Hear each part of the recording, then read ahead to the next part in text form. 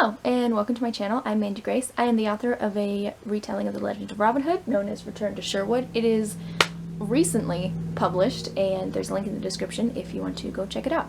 Today, I'm going to be working on the sequel. So I have an entire first draft already written of the sequel, which I did in NaNoWriMo 2018, and then also most of 2019 I was trying to finish the first draft.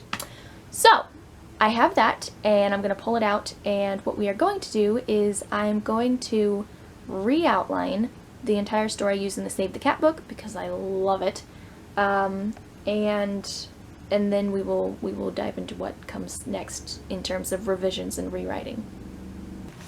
First things first, I'm going to pull out my series Bible, which is a little dirty. This is essentially every handwritten note that I have for my Robin Hood series. That would be character profiles, research, anything and everything. My original outline, my timeline for the stories, everything. And that is not just Return to Sherwood and its sequel, that is all of my Robin Hood stories, because I had a precursor to this current series.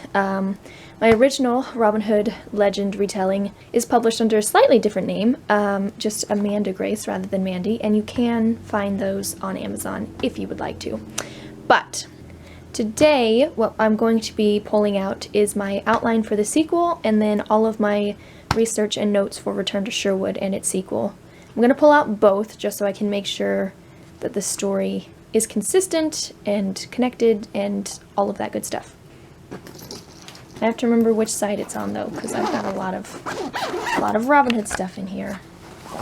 Whoa! Nope, this is okay. That's my outline. What is fascinating? Okay, I'm not sure what all of these notes are, but I'm gonna pull them out anyway. What's in here? What do we got in here? Random notes. Alan's. Oh, that is a completely different book. We're gonna tuck you back in there. Go back. Okay, and then on the other side, give me a second, the heavy side, here we go, Okay, this is, uh-oh, I just lost them, hold that thought. Oh, are these the whole thing? I forgot I did that. Okay, no, that I need. This is a short story from my Robin Hood world that I've created, which I never actually got around to writing. Oh boy. Okay, this one I need. Hey, Gilbert, everyone's favorite character. This has all of my research and notes for Return to Sherwood and its sequel. And then this is my timeline. Over 100 years of Robin Hood lore that I have been slowly creating. But we are going to be focused here. 1199 to 1200 is when Return to Sherwood takes place, and the sequel is 1200 to 1201. At least the sequel that I have written as a first draft. We may be changing it up a bit, who knows. Let's do this.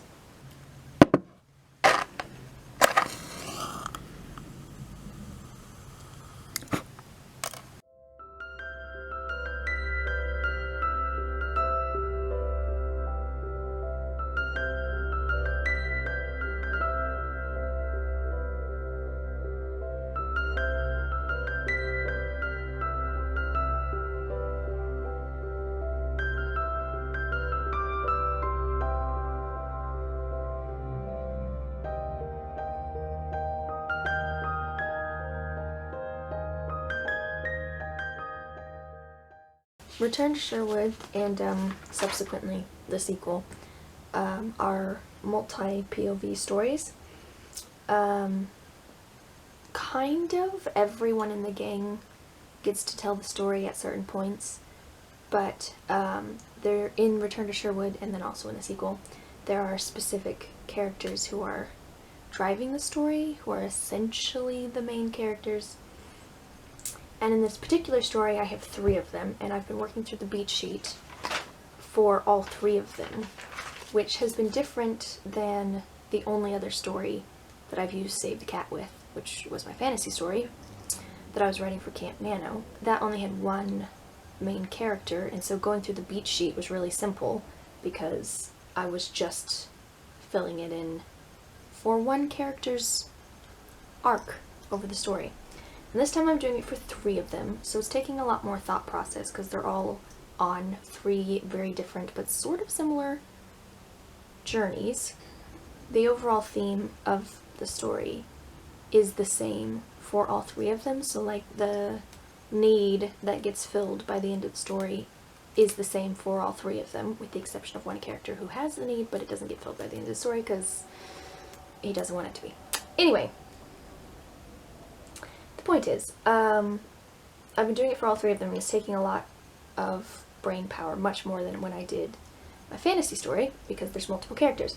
And I've made it to the midpoint, and now I found my first real problem, I guess, with how I had written the story the first time, because I do have the first draft written. 2 of my characters have a midpoint in the story. That was the other thing while outlining it. I do have the story written, so it's easy for me to put things in each beat because I already have the things. I'm not trying to come up with what the story will be. And this, what I have now at the midpoint, I have to come up with something because Gilbert doesn't have a midpoint. And Gilbert needs a midpoint because he's everyone's favorite character. Also, just so he has a complete story arc, he's going to need the midpoint. So that's what I'm working on. Got all of these beats filled in, and I'm stuck on the midpoint. I've hit another little snag in the re-outlining. So one of my characters, Ida, her entire journey sort of stops after the midpoint beat, or a little into the bad guy's close-in beat. It just ends. In the first draft that I have written, that's basically where her arc stalls until the finale. So there's no all is lost, there's no dark night of the soul, none of that. So now I have to figure out how to incorporate those 2 beats in her story, if I can. Pretty much got the whole thing. There's a few parts of Ida and Gilbert's stories that need a little bit more, but I've pretty much worked it all out and used my book too much.